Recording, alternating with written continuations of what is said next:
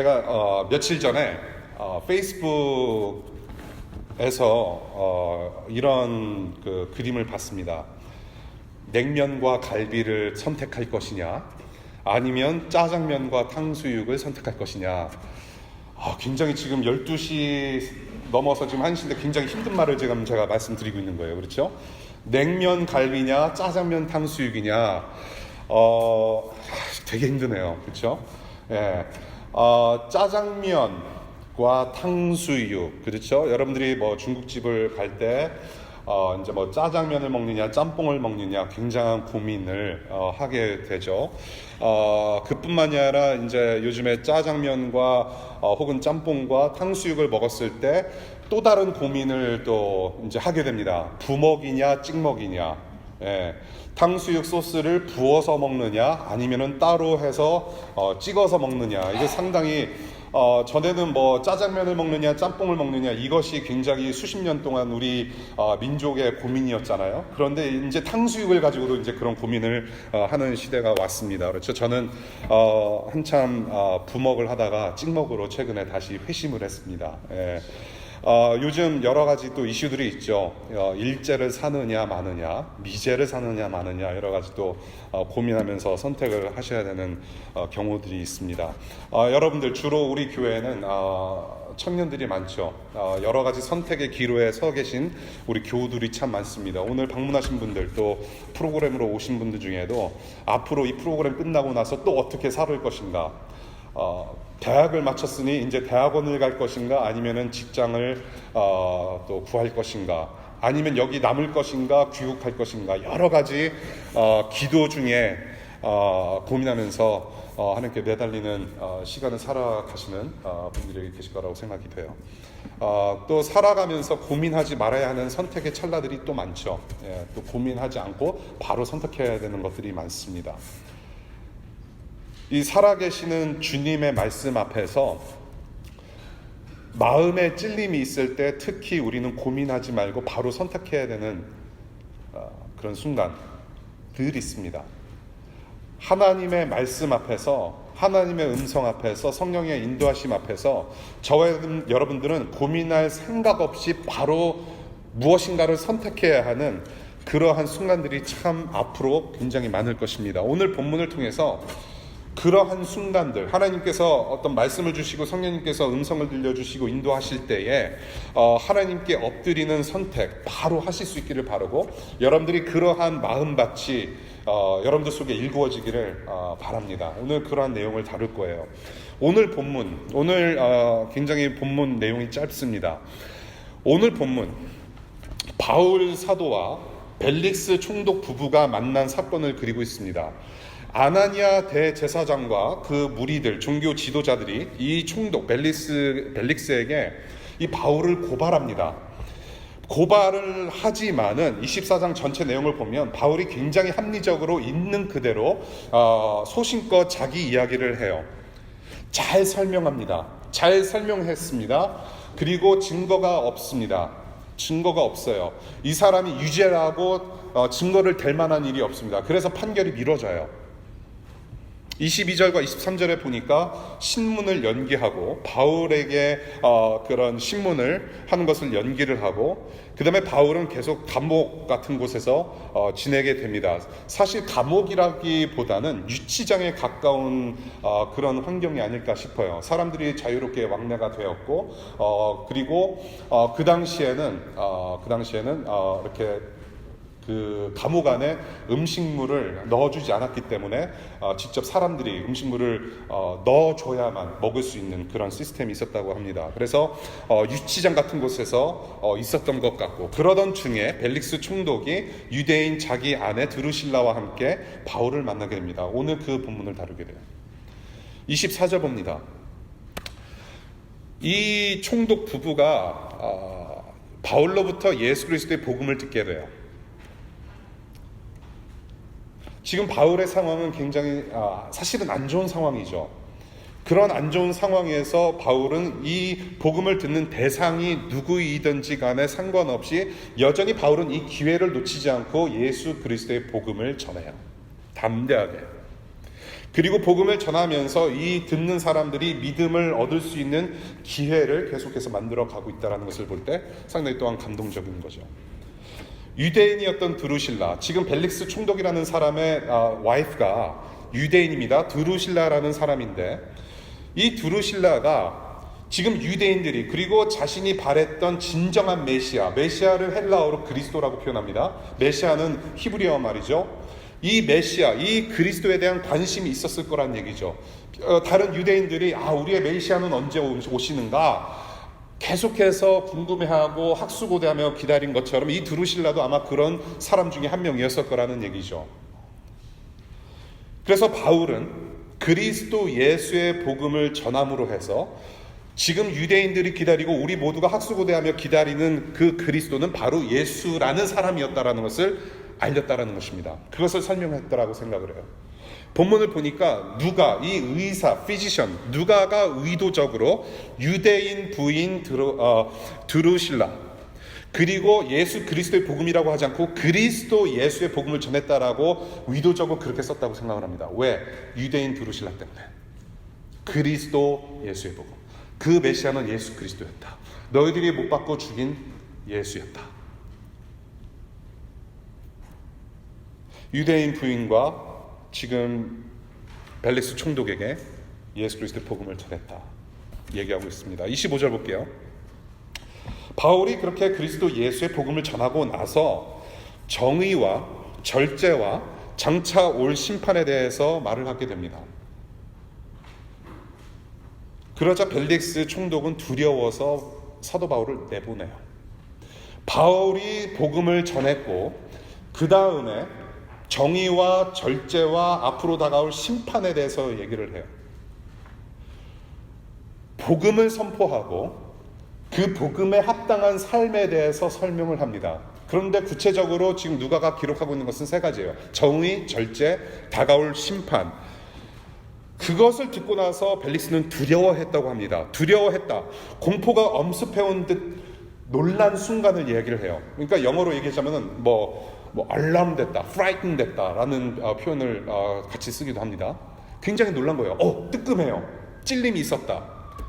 무엇이 두려웠을까? 정의, 절제, 심판 모두 조목조목 자기 자신과 자기 아내, 우리 얘기하고 있다라는 것에 대해서 찔림을 받았다는 얘기입니다. 예수 그리스도의 구원 얻는 복음을 듣고 나서 정의, 절제, 심판 마치 내 얘기하는 것 같네. 찔림이 있었다라는 것입니다. 그래서 frighten하고 얼람되고 매우 놀라서 두려워했다. 첫 번째, 정의. 바울이 복음을 전하고 나서 정의에 대해서 얘기를 했을 때 왜 정의를 얘기하면서 벨릭스는 두려워했을까? 바로 이런 뉘앙스가 있었던 것 같아요. 벨릭스, 당신이 정말로 공정한 재판을 내릴 수 있는 사람이라고 생각하느냐?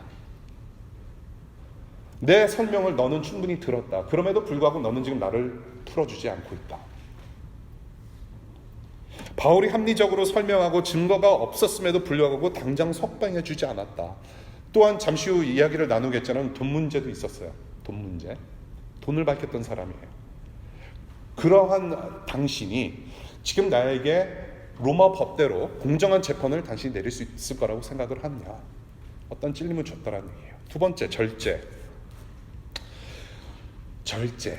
이것은 이 부부의 과거와 상관 있는 말인 것 같아요. 부부의 과거. 제가 이 부분을 설명을 좀 드려야 여러분들이 좀 쉽게 이해를 하게 되는데, 이 부분을 제가 설명을 하려면 굉장히 깁니다. 한 20분을 좀 더 할애를 해야 돼요. 그래서 지금 20분을 좀 세이브하고 이제 여러분들 날씨 더운데 얼른 드시고 또 갈 길 가셔야 되기 때문에 간단하게 말씀드릴게요. 그냥 여러분들 상상력에 맡기겠습니다. 아침 일일 드라마 막장 드라마라고 생각하시면 돼요. 이 부부의 관계가 그래요. 일일 아침 드라마 막장 드라마예요. 이것을 조금 살짝 풀어서 설명하자면, 이 벨릭스라는 총독, 이 총독은 드루실라 여자의 두 번째 남편이었고요. 이 드루실라라는 여인은 벨릭스라는 남자의 세 번째 아내예요. 그냥 더 이상 얘기 안 할게요. 예. 어쩔 수 없는 환경 때문에 이런 과거가 있었던 것이 아니라 자기들의 절제 못함으로 파생된, 연결된 결과물입니다. 이게. 욕망을 절제하지 못한 자신들의 과거 행각에 찔림을 받았다라는 것이에요. 그리고 앞으로 다루겠지만 또 이 돈과 명예 욕심도 절제하지 못하는 벨릭스 자신들의 내면의 모습이 드러났기 때문에 찔리고 놀랍고 두렵다라는 것이죠. 세 번째, 심판입니다. 예수 그리스도께서 다시 오실 때 자신을 비롯해서 벨릭스와 드루실라를 비롯해서 인간들을 심판하실 그런 하나님의 계획에 대해서 굉장히 두려워했다라는 것입니다. 찔림이 있었다. 이 벨릭스라는 사람, 팍스 로마나의 복음을 따랐던 사람이에요. 예수 그리스도의 복음이 아니라 팍스 로마나, 로마 제국의 복음을 따르는 사람, 그리고 더 나아가서 자기 자신만의 복음을 살아내는 사람이었다라는 것이죠. 그런데 그러한 상황에서 이 벨릭스라는 사람이 예수라는 사람의 복음을 들어야 했고 마음에 찔리는 말을 계속 들어야 했으니 마음이 너무나도 두려웠다. 그래서 내뱉은 말이 무엇이냐? 이제 그만하면 됐다. 나가라. 이제 그만하면 됐다. 나가라.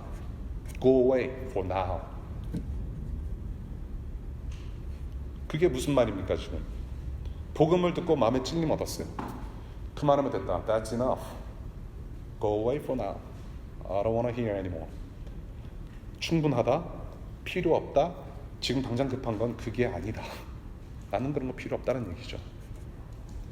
그러면서 이런 말을 해요. 벨릭스가 기회가 있으면 또 만나자라고 얘기를 해요. 자, 기회가 있으면이란 말은 무슨 뜻일까요, 여러분? 당신이 무죄여도 나는 풀어줄 마음이 없다. 당신이 무죄여도 풀어줄 마음 없고 계속 가둬놓겠다. 지금 그런 얘기를 하고 있는 거예요. 기회가 있으면, 기회가 닿으면, 지금 이 기회는 누가 만들고 있는 것 같아요? 벨릭스 자신이 만들어가고 있는 것 같아요. 그 기회는 내가 만든다. 너는 내 손 안에 있다라고 얘기를 하는 것 같아요. 26절 볼게요. 그런데 이 벨릭스가 지금 그러한 마음을 가지고 바울과 대화를 하고 있는데 또 다른 마음이 생깁니다. 그 두려운 마음이 생김과 동시에 다른 마음이 생기는데요. 돈을 받을까 바랬다라고 얘기를 해요. 돈을 바랬던 사람이에요. 돈을 밝혔어요.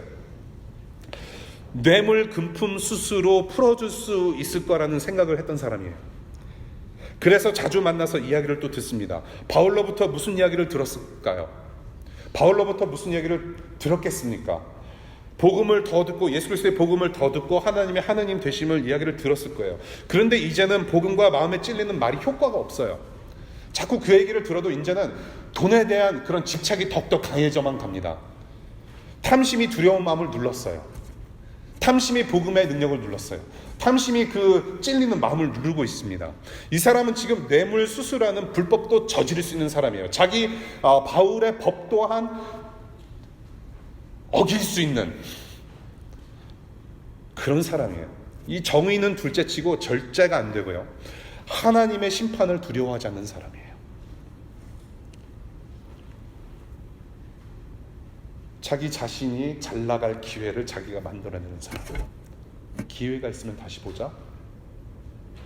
모든 것은 내 손 안에 있다라고 생각하는 사람. 그런 상황 속에서 바울은 2년을 지냈다고 오늘 성경에서 기록하고 있습니다. 그런 상황에서 2년을 지나요. 27절 볼게요. 2해가 지난 뒤, 2년이 지난 뒤 바울은 계속해서 갇혀있는 상태에서 벨릭스의 후임으로 베스도라는 사람이 후임으로 부임하게 됩니다. 이 벨릭스라는 사람이 유대인들의 환심을 사기 위해서 풀어두지 않는다라고 얘기를 해요. 정치적인 계산이죠. 정치적인 계산. 돈을 못 받을 바에야 정치적인 안정을 유지하자는 심보예요. 네. 이 바울이라는 사람 계속 2년 동안 찔러봤는데 돈 한 푼 나올 그런 거 안 보인다. 그러니 그냥 정치적으로나마 계속 스테러스코어를 유지하자. 지금 그런 상황입니다. 무죄가 분명한데 풀어주자니 유대인들이 가만히 있을 것 같지 않아요. 유대인들은 계속 죽이라고 하는데 이 죽이라고 하는 사람들한테 바울을 확 풀어주면은 자기에게 정치적인 입지가 불안해요. 사회적인 요동이 일어나면서 골칫거리가 될 것 같아. 동시에 뇌물을 또 받고 풀어주자니 생각해보니까 그것을 유대인들이, 이 바리새인들이, 사두개인들이, 종교 지도자들이 찾아낸다면 분명히 뇌물수수 혐의로 로마 당국에 고발할 것이니 네모가지가 또 날아갈 것 같다. 사실 굉장히 이 사람도 불안한 상황에 있는 거죠. 그러니까 정치적인 도구로 그냥 놔버려주자. 그리고 내가 길 가자. 좀 그런 상황이에요. 이 2년 동안 정말 바울은 얼마나 힘들었을까요? 시시때때로 와가지고 벨릭스랑 베스도가 와가지고 돈을 요구하는 듯한 막 이렇게 돌려서 얘기를 하고 막 여러 가지 말도 안 되는 얘기를 하고 주고받고 하면서 얼마나 힘들었을까요? 저는 이런 생각도 듭니다. 바울은 저와 여러분들과 성정이 같은 사람이에요.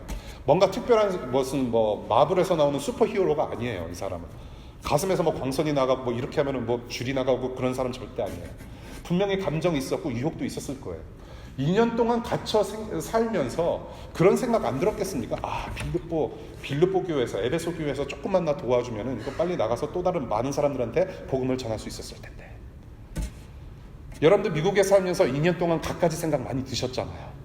그렇죠? 여기 공부하셨던 분들, 석사과정 특별히 2년 동안 수많은 생각들이 오고 왔다 갔다 했잖아요. 바울도 그랬을 거예요. 얼마나 괴롭힘을 당했었겠습니까? 결국 벨릭스는 하나님보다 유대인들, 그리고 자신의 로마 제국, 자신의 정치적 입지를 더 두려워했던 사람이에요. 그리고 고대 문헌을 보니까 이 벨릭스라는 사람이 자리를 옮긴 지 2년 만에 사망합니다. 2년 만에 죽어요.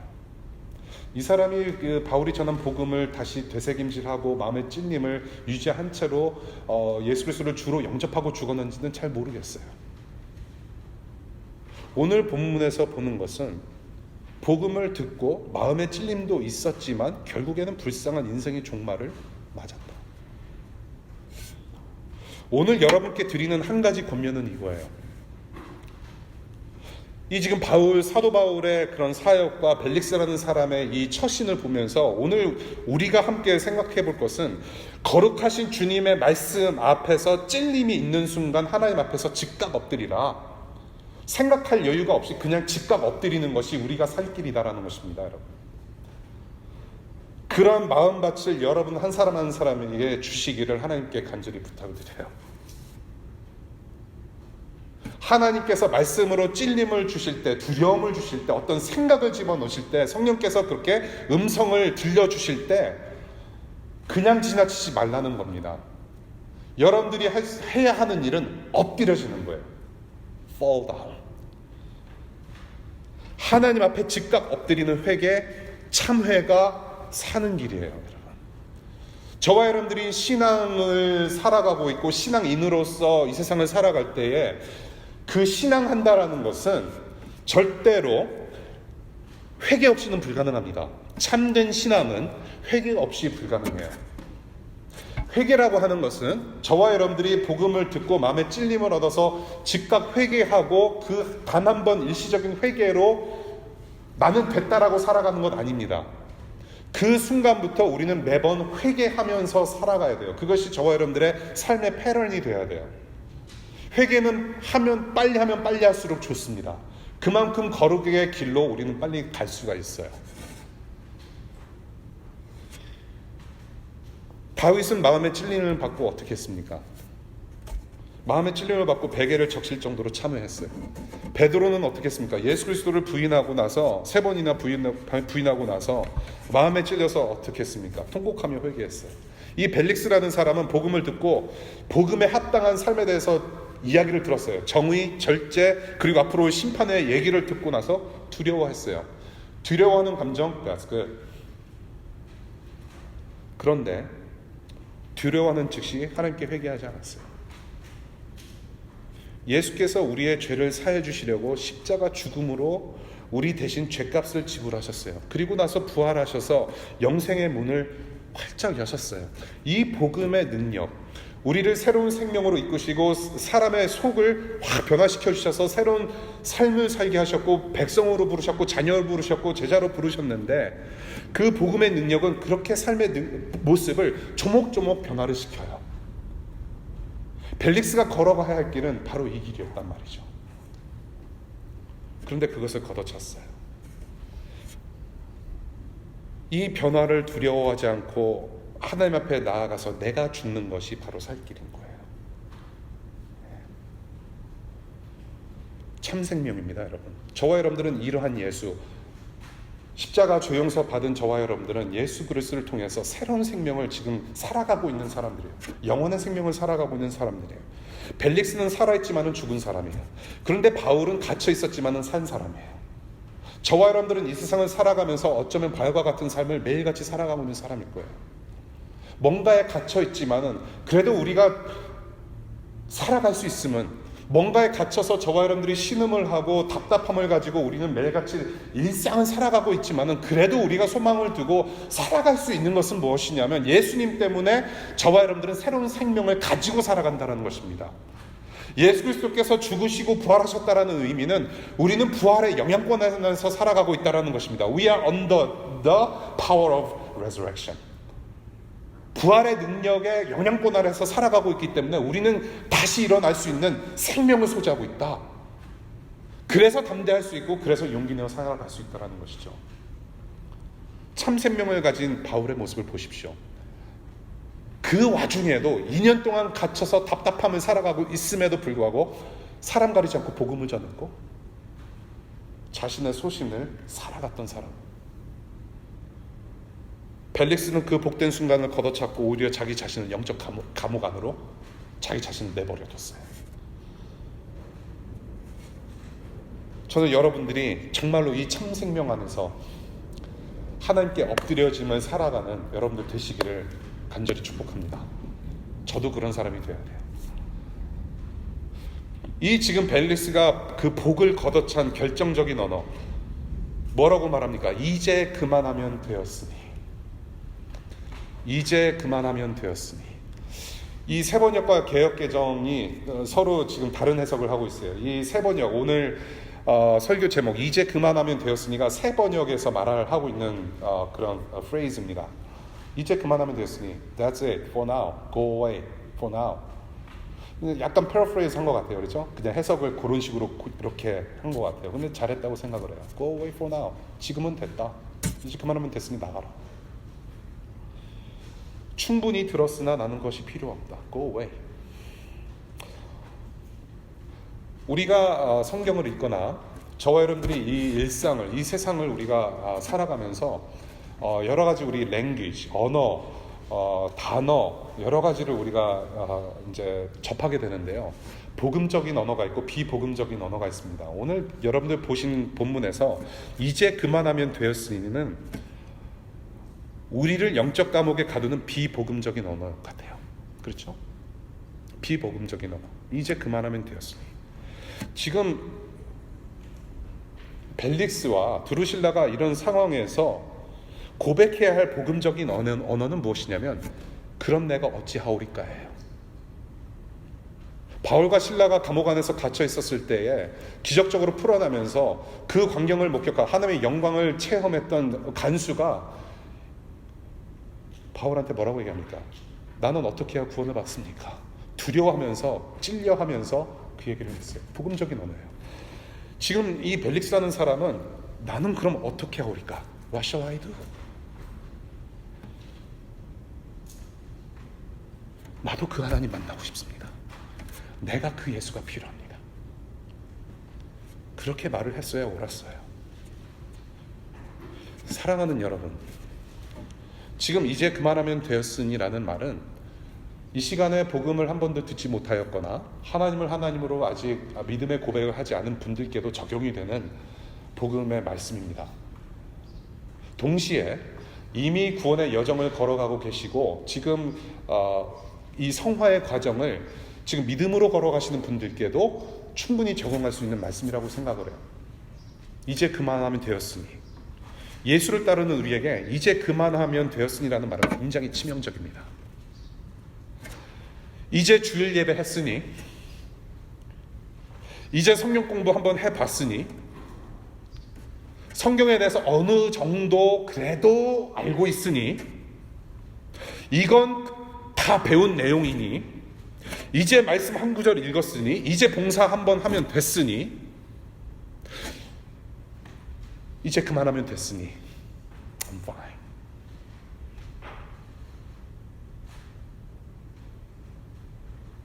다른 사람보다 조금 더 벌어서 11조 조금 더 바쳤으니,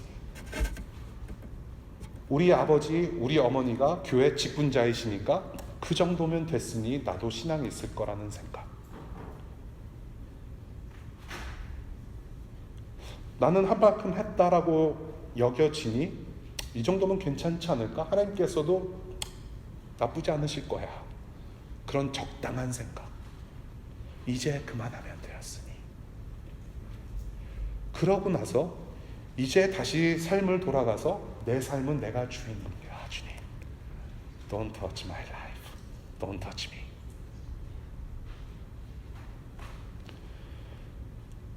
벨릭스처럼 예수 그리스도를, 내가 가지고 있는 신앙을 내 사심을 이루기 위한 도구에 지나지 않아요. 혹시 그런 삶을 살고 있지는 않았는지. 주님 그만하면 됐습니다. That's enough. 내가 지금 이 길을 살아갈 것인데 Help me out, bro. 그러한 사심은 절대로 여러분들을 구원해낼 수 없습니다. 주님은 절대로 그걸로부터 구원을 허락지 않으세요. 이제 그만하면 되었으니 굉장히 위험한 말입니다. 이제 그만하면 되었으니, 저와 여러분들이 하나님 나라 가치와 세상 가치가 충돌하는 일상의 현장에서 지금 계속 살아가고 있어요. 우리는 예수 그리스도를 믿음과 동시에 하나님 나라를 살아가는 백성들입니다. 하나님의 자녀예요. 우리는 하나님 나라를 살아가고 있습니다. 그런데 동시에 우리는 이 세상의 리니어한 시간을 계속 살아가고 있어요. 그러면서 세상의 가치와 하나님 나라의 가치가 충돌하면서 우리는 그 역경 속에서 살아가고 있어요. 그래서 신앙이라고 하는 것은 업앤다운이 있을 수밖에 없어요. 계속해서 신앙이 이렇게 곡선 그래프나 직선 그래프로 올라가는 거 아닙니다, 여러분. 주가가 막 왔다 갔다 하는 것처럼 계속 그런 그래프를 살아가요. 삐쩍삐쩍삐쩍. 업앤다운이 심할 수 있어요. 왜?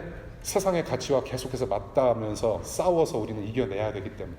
그것이 우리의 회심의 모습입니다. 예수 그리스도를 닮아가는 구원의 여정의 모습이 그래요.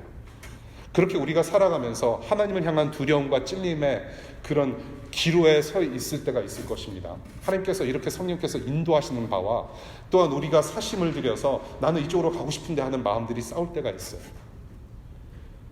그런 기로에 자주 서게 될 것입니다.